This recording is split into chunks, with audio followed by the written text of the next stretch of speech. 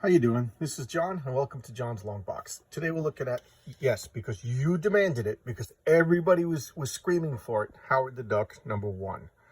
Okay, this is 25 cents, Marvel Comics, because you demanded it, the fabulous first issue of Marvel's most sensational new superstar.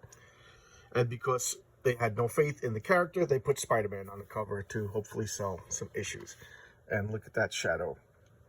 You know, that's not Howard's shadow. That looks like Conan. The cover's by Frank Bruner. And Frank Bruner was I thought, like a wonderfully moody comic book artist. I don't know how long you worked, but I don't think you worked that much longer after the series. Okay, we got shirt flyers. Okay, little model planes. Stan Lee presents Howard the Duck. Oh, let's talk a little bit about Howard the Duck. Howard the Duck was created by Steve Gerber, and the other co-creator was Val Mayerick. So Steve Gerber came up with the idea and wrote him into an Adventure into Fear comic. It was Adventure into Fear number 19. Back in the 70s, there was fear comic books and war comic books and stuff like that. And that was also the comic that debuted Man-Thing. And whoever knows fear burns at the Man-Thing's touch. So he just appeared in that comic, and he kind of had a cult following. He showed up in like other comics that Steve Gerber wrote, and he eventually got a cult following, and they gave him #1, his own #1 comic. And this lasted 33 issues, I think it was 33 issues. And here we go. So this is illustrated and colored by Frank Bruner and inked by Steve Liliola. I'm never sure if I pronounce his name correctly. John Costanza letterer, Marv Wolfman editor. Marv Wolfman became the writer when Steve Gerber kind of got fired from the comic because he was constantly missing deadlines. He was always late. So 1975, right on it, 1975, January. So I just love this moody artwork. You know, look at this, Howard the Barbarian. And Howard, it wasn't so much a satire comic. It was like metafictional, existential. It was parodies. It was satire. It was everything that just didn't take itself seriously. And I think the movie kind of missed it. You know, there's no joke to him. It's just like he's just exists. And then they didn't be like, oh, I'm a duck, quack, quack, quack. You know, they didn't do that kind of jokes. Whereas the movie, the director, whose name I can't remember, was just like, of course the joke is the fact that he's a duck. So I always say that sometimes the movies fundamentally don't understand their characters, and that's why they fail. And the movie fundamentally misunderstood Howard the Duck, just like the Man of Steel fundamentally misunderstood Superman. And I'll get into that some other day. And I'm thinking the Spider-Man, new Marvel Spider-Man movies are fundamentally misunderstanding Spider-Man. But it's growing more and more evident with each movie. So here he is, you know, look at this. So what's going on here? He's trying to commit suicide. He's trapped on Earth. He doesn't fit in. It's not his world. And he wants to kill himself. And he sees this tower. So he climbs out. Rolls out, and it's a tower made out of old credit cards, and he decides to scale. So just look at this concept. He wants to kill himself, and he finds a tower of old credit cards, and then he scales it. And when he scales it, he finds this woman, this woman chained up, all scantily clad and everything, and that's Beverly Switzler. And Beverly Switzer was created because Howard was such a negative, unlikable personality that they wanted a sexy girl who was sweet to balance it out. So she becomes like his sidekick. And he rescues her from this tower of used credit cards. It's all like, you know what they're saying, like get out of debt, pick up your life. It's I don't think the metaphor is that incredible that you're not getting what he's saying here. Existence. You got to manage your finances. Don't borrow. Son of Origins. I love this. I had this. I remember specifically bringing this to school, and one of the kids who borrowed it took the the dust jacket off and it got all wrinkled. Oh God, that drove me crazy. You know, getting it back, it was all like wrinkled. I took it off because I didn't want to ruin it. Yeah, but then you jammed it into your desk and crushed it with other books. So here's this wolf, like eater, and he could barely lift it. You know, he's not super strong. He doesn't have any powers. He's just a little duck. Later on, they say that he is a master of quack fu, and that's kind of a joke.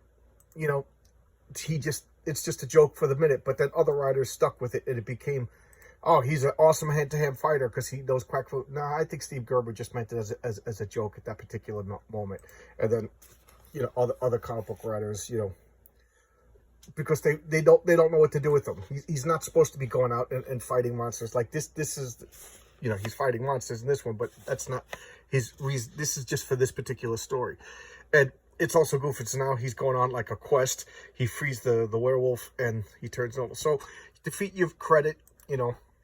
He's trying to kill himself. So what does he do? He climbs this mountain of debt. He gets himself out of the mountain of debt. He meets a girl. He stops being an aggressive monster. Do you get to like the subtleties of this? I didn't as a kid. But Steve Gerber is basically, and I wonder if it's autobiographical. Did he get himself out of debt? I know he had a girlfriend at this point because his girlfriend was the one who came up with the concept of Beverly. You know, so he said, you know, he needs somebody to relate with, to like, because he is so unlike. And also, he liked it because it was somebody that he could explain his motives, and you know, sometimes you need a character to talk to the audience. And while sometimes Howard the Duck does talk to the audience, he's not like Deadpool that he's just constantly facing the reader and explaining everything. So he explains to Beverly. It was neat. And here comes the demon Despair. And if I remember correctly, I think Steve Gerber actually made up the demon Despair, who became one of my favorite lesser known villains. He showed up in the X-Men a few times, and he was just like this skull-faced demon that, oh no, that's not Despair. Oh, it's just a wizard. It's just a wizard, you know. But they're all excited about Despair. But he's in a few Swamp Thing comics. So now we got to sell the comic. So we got to get Peter Parker and J. Jonah Jameson. You got to go down to, he's by the Cayuga, where is that, in Ohio? You got to go out to Ohio, get me pictures of this talking duck. And he's like, oh, Cleveland, a duck. Oh, God, I'm going to be sick. So here he is. After the wizard zaps him, he wakes up. Mr. Duck, are you awake? You know, and he's all wearing, you know, barbarian clothes or Dungeons & Dragon adventure clothes, whatever you want to call it. That's what he's wearing. And now they're both, you know, he's now part of the gimmick. And here's the wizard, you know, the cosmic calculator, you know, checking debts and, you know, how much you owe. You know, again, do you get all the references? Teach yourself guitar, music, you know, and you need to escape, go through this portal, and he kicks him into like this Kirby-esque kind of dimension, and, you know, but only Kirby could do it. You know, look at this. So it's this gloomy, he's going to a pyramid, like a pyramid scheme, and all these Fresneda-like monsters and stuff like that he's got to attack and fight. So he breaks the lance, knocks them off. So he's defeating his adversaries, and I don't know, up the mountains of interest and all of this. And here's the twin creatures, the obstacle of light, blah blah blah. Just look at the art, though. I mean, I'm kind of focusing on the story when I just realized I'm missing out the best part. Just this wonderful artwork. It's just, I love this. Into the spikes, people when they're going over, you know, climbing this interest and everything, that they could fall into this pit. Spikes. Just look how muscular she looks. It's just cool looking, you know. Oh, and this panel just made me think of something. The Disney Corporation, Disney now owns Marvel, but they didn't at this point. And the lawyer sent him like a cease and desist letter because he looked too much like their character, Donald Duck. And of course, Howard, they wanted him to wear pants. That was like the main thing. Make him wear pants and we'll be cool. So it like over here in this picture, you can see he's wearing pants. So, you know, later on, I think today, I mean, you know, and I don't even know. Maybe today he doesn't have to wear pants because Disney owned it. But maybe he does wear pants just to distinguish him, because he does curse, he smokes, you know, he's with girls, stuff like that. So maybe they want to separate him from Donald Duck. But anyway, he wears pants. But there was like a 6-issue Howard the Duck series in the 90s, and they wanted to, like, we got to keep him different than Donald Duck. So what does Steve Gerber do? He turned him into a mouse. So Howard the Duck got magically transformed into a mouse. You know, I wonder how that went over in the Disney headquarters. Then that's the way Gerber is. So he everything going after him. He's dropping the cigar, lands, investigating. Just I would love now. I would like to see if Frank Bruner ever did like a real sword sorcery comic. Wanted someone to ride with. Zane Grey, great Zane Grey library. Wow, I have no idea what that is. Drafting, sell grit. Tronosaurus or pterodactyls coming after him. The 2 golems are coming after him. And again, who cares about the story? And here comes Spider-Man. Spider-Man. And he has the monster, smashes into this. Just look at this page. Just so good. Look at that. Compare this to that. I keep bringing it up, and I keep thinking about it. Compare this artwork. This is a goofy side character. It's grade Z at the time. And the artwork is just a million times better than that modern Avengers comic, Secret Avengers number 10. I keep bringing that up. Go watch that video that I made, everybody. Secret Avengers number 10, and see what I'm talking about. Compare the artwork. You know, and again, the special effects budget is free it's unlimited and free in a comic book. So I don't know why. Again, I'm dwelling on stuff. So here he is riding a helicopter.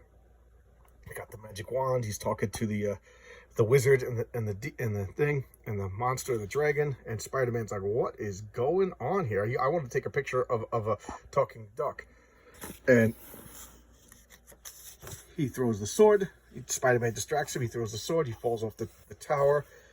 Spider-Man webs up the dragon because, again, Spider-Man has to be in the comic because they're trying to sell it.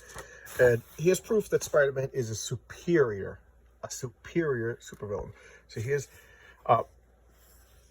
Spider-Man and the kidnapped Creeper. So people get kidnapped, and he rescues Aunt May by giving everybody Twinkies because Spider-Man is a proper superior villain, a hero. So Spider-Man grabs the wand. Howard the Duck grabs the wizard. They fall into the fire. Spider-Man saves Howard the Duck. Webfoot meets Webhead. Ta-da! There's a gag. And you're not exactly... He goes, you're for real. Jameson didn't crack it. You are a talking duck. You're not exactly Mr. Normal either.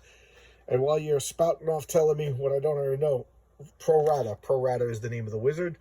Pro Rata is Parakeet flew the coop. Look at you, keep it, the jewel boy. Blah, blah, blah, blah. Who cares? Well, Howard, the first stage is pressed. We're alive and well. How do you know where? I could use a good cigar. So, Spider-Man was totally unnecessary to the story, if you ask me. That was like an editorial decision. Yeah, we got to throw Spider-Man in to sell the comic. Oh, wow. The Evil Knievel, the further adventures. I talked about this ad in a comic, but this was prevalent in the 80s. Every kid I know had this. We would, put tape on them and stuff like that so we knew whose was whose and then race them. It was cool. So Spider-Man was unnecessary to the I do believe that when Steve Gerber wrote the story, he didn't want Spider-Man in it. But here we have a guy who's suicidal. He gets distracted, goes to the tower. It's a big tower of credit card debt. He climbs the tower, and then meets a girl, and then defeats the dragons and the evil wizard and decides to live.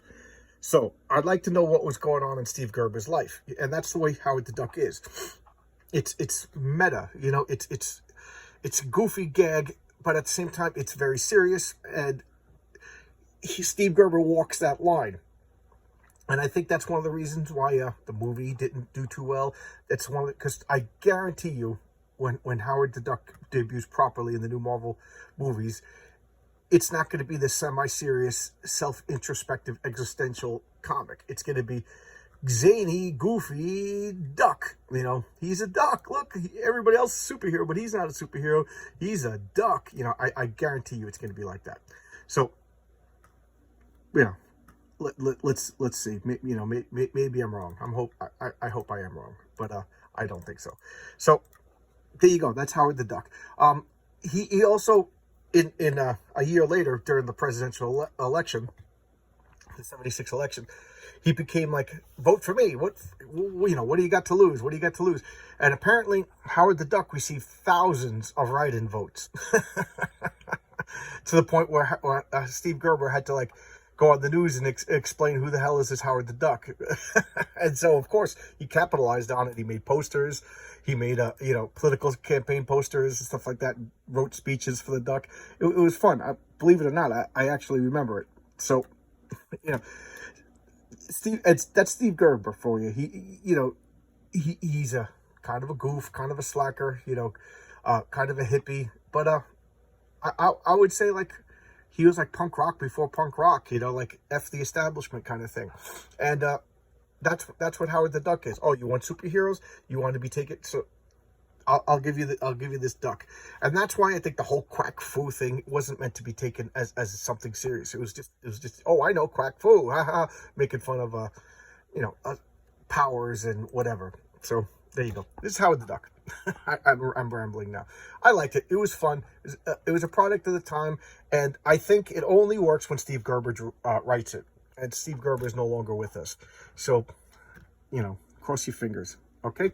Thanks a lot. I'll see you tomorrow, and hope you like this. And thank you for watching my videos. I appreciate it so much. Thank you so much. Bye-bye.